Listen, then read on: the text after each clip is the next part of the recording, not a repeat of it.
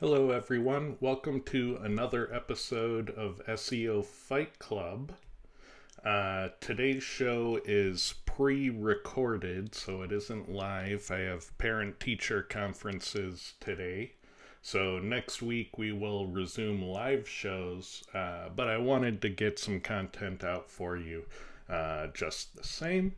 So I'm pre recording a small show and it's a fairly hot topic right now. So, the November core update. So, what we do is we have a bunch of data from the Cora SEO software community. People anonymously share their factor data for their keyword research with the server, and we feed all that information back into the software to help give the best recommendations possible. So we know how a lot of different factors perform across a large number of keywords. And so we have this data stored every day for, a decent number of years, going back like, 5, 6 years. So we have a ton of historic data to look at, and that gives us the ability to compare. So we can go look at the top ranking factors back on October 1st, and we can look at the top ranking factors 2 days ago. And so that's what we did. And the idea is you make a movers and shakers report, and you see who's gone up, how many spots in the factor rankings, and who's dropped. And now we're going to go over some of that data. So, one last thing about this. This information is kind of about the climate. All right. So a lot of people will look at this information and say, well, that's exactly what I need to do with my report or with my website. And maybe it is, maybe it isn't. Every keyword is different. We're kind of looking at aggregate information, average information across a lot of different keywords. And so this data might be spot on for some keywords, but it might be incorrect for other keywords. So you still have to look at your specific keyword, your specific page, and your specific competitors. But this information is kind of like the climate or the weather that's all around your specific situation. So as long as you understand that, keep that in mind. The other thing to keep in mind is that this November core update, I don't think it's over yet. So this information, this analysis is probably all going to change by the time it's over. So understand we're midway through an update, somewhere, and it's not done, and we're saying, well, how did everything change? And it's probably inappropriate to do an update analysis right now. But everybody's like, what the hell is going on? What's this update all about? So we're going to look for some clues. But keep in mind, it's all going to change. All right. So the first thing is that entity diversity, factor diversity, and relevance are still on top. So, they changed their order as they often do between 1, 2, and 3. They'll switch around, but, these players are always there. So they're still the top 3 out of a list of about 2,000 factors. So keep in mind that we have number of entities used, so your diversity of entities, the number of factors used, so your diversity of factors. And when we say a factor is used, we're just saying that that factor's measurement on your page went from being a 0 to something non-zero. Once you go non-zero with the factor, you're using it. All right, and then of course the number of keywords found in the HTML tag, which is the whole web page. That's your overall degree of keyword stuffing. And the maximum measurement for that, by the way, that we found in the number one spot in Google across thousands of keywords was 38,261 keywords used on a single page. Now, keep in mind these keywords are keywords that SEOs are tuning for, but that usually means they're good keywords. But man, that's pushing the limit.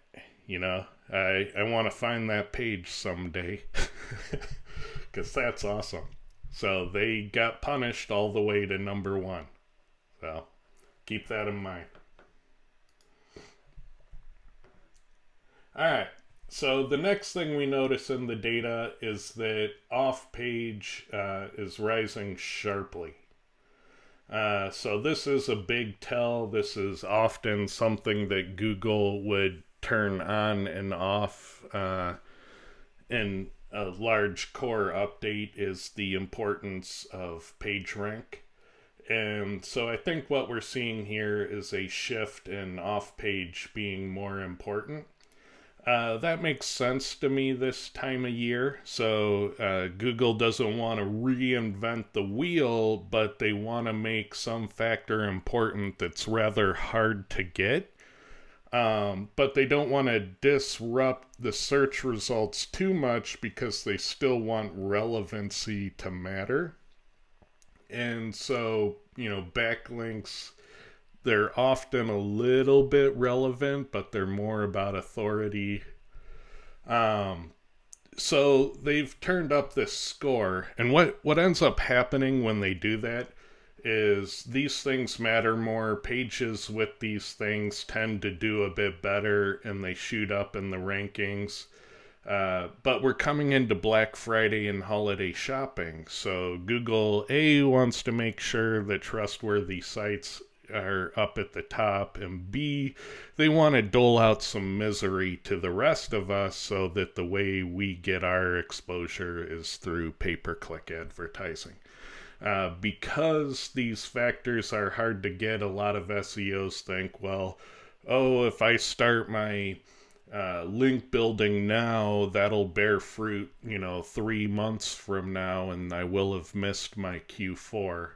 So this is kind of, Google's lever of making a lot of SEOs feel hopeless and like pay-per-click is their only option. And so that's why this gets turned on in Q4 like this. The truth is you're only one press release away from knocking a lot of this out of the park. A single press release for referring domains can do a lot better than 101, which is the page one average across thousands of keywords. So referring IPs, same thing. So a lot of this, let's see, so 1, 2, 3, 3, 4 of these can be knocked out with one press release. So keep that in mind. It's not the end of the world. You can address some of this on short order. I wouldn't necessarily compete for, 2,000 backlinks or 10,000 text backlinks. I wouldn't compete on values like that from this data because it's not specific to your keyword and your website. But in general, we see things like the 100 referring domains, 250 referring domains. That's a common number for most keywords, is something in that ballpark. And those numbers, those triple digit numbers, are usually fixable with a single press release.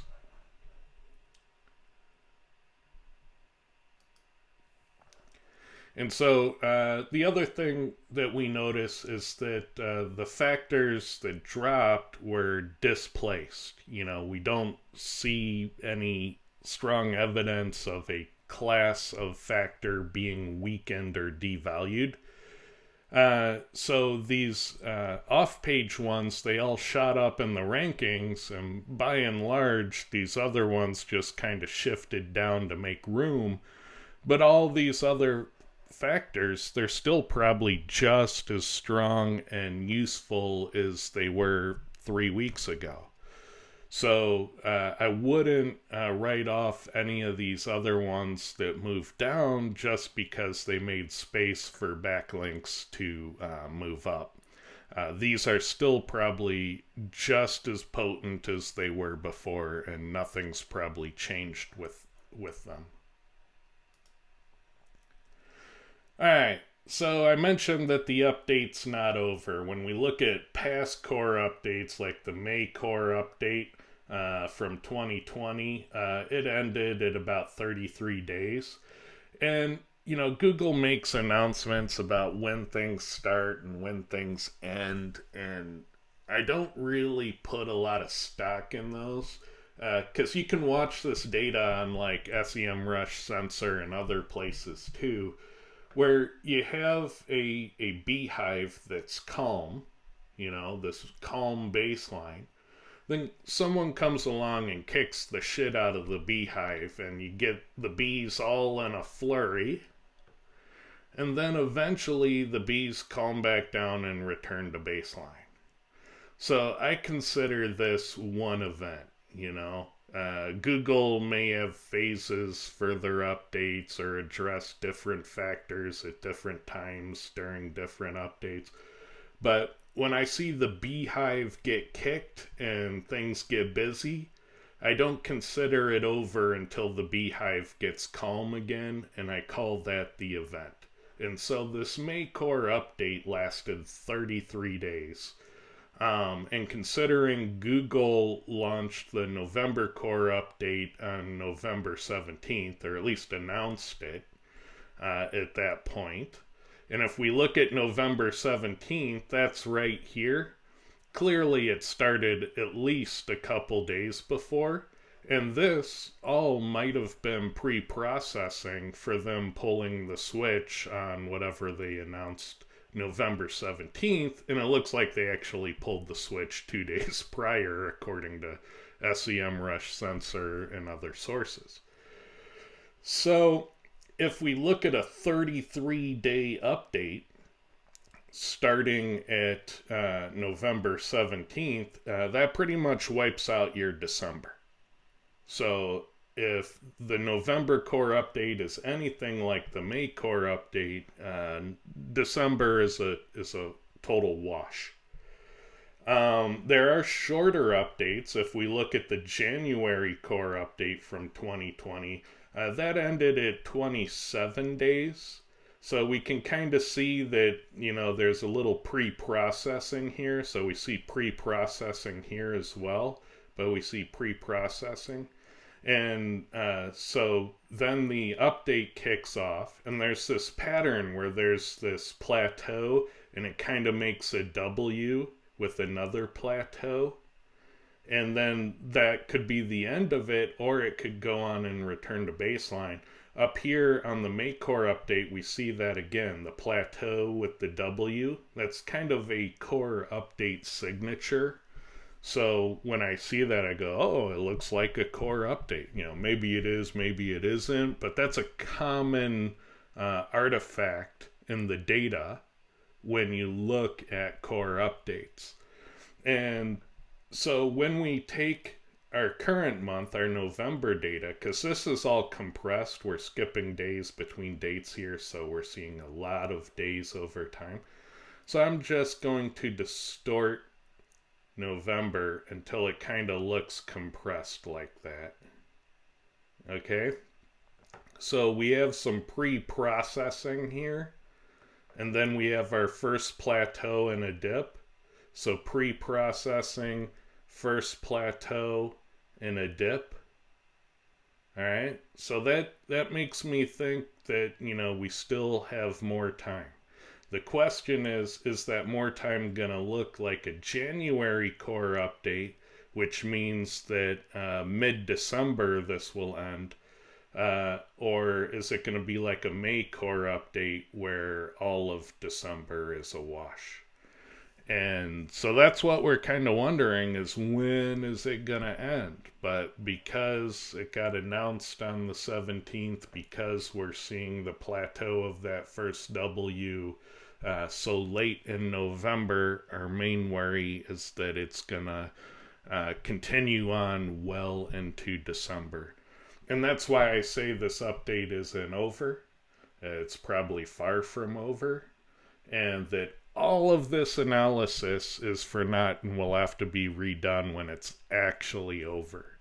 But so far, what we can tell from this update is that it appears to involve OffPage, and OffPage has gotten significantly stronger. So thank you again, and we'll see you next week when we return to live shows with more commentary. I hope this was useful for you.